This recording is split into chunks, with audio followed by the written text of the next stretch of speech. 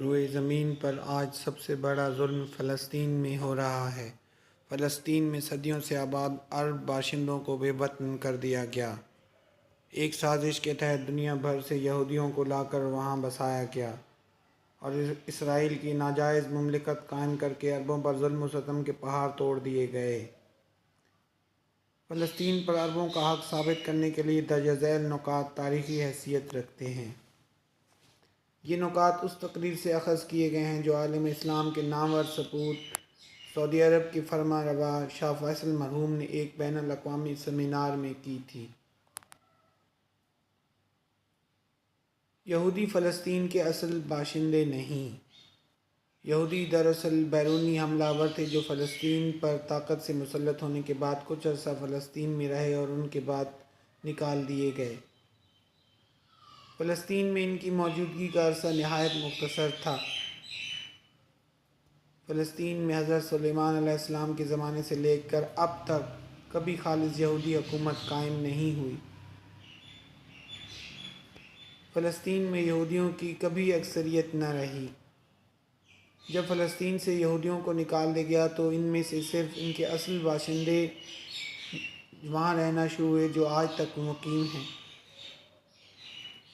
16 سال کی طویل مدت کے دوران فلسطین میں کبھی کوئی یہودی آباد نہیں رہا۔ عربوں کی حکومت تقریباً 7ویں سال تک رہی۔ آج وہاں سینکڑوں تاریخی عمارات موجود ہیں جو عرب طرز تعمیر کا نمونہ ہیں۔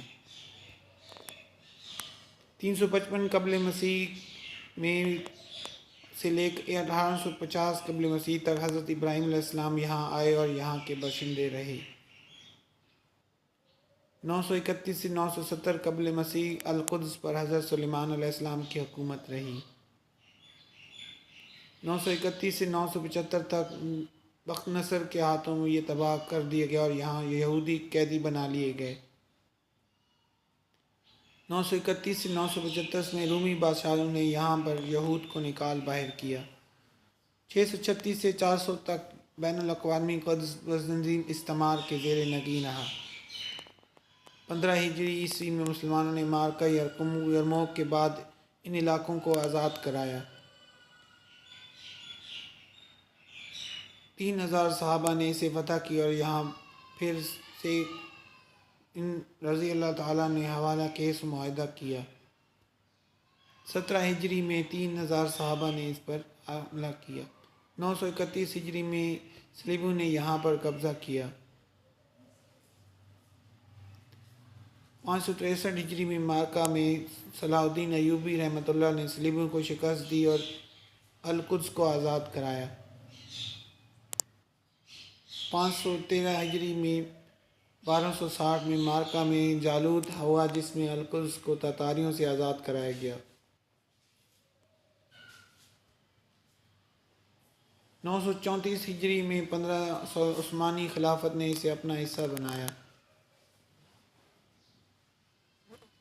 1336 ہجری میں پہلی جنگ عظیم ہوئی جس میں خلافت عثمانیہ ختم کر دی گئی اور القدس کو انگریز کے قبضے میں دے دیا گیا۔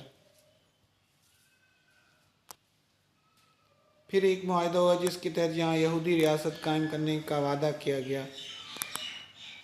1948 میں فلسطین کے 78% علاقے میں اسرائیلی ریاست کے قیام کا اعلان کیا گیا۔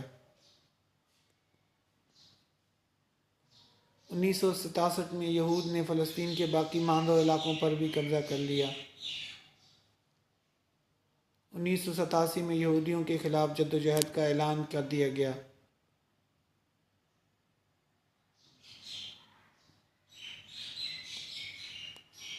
بس یہی تاریخ نکات ہیں جن کی روشنی میں دیکھا جائے تو یہودیوں کا فلسطین پر قبضہ ہے۔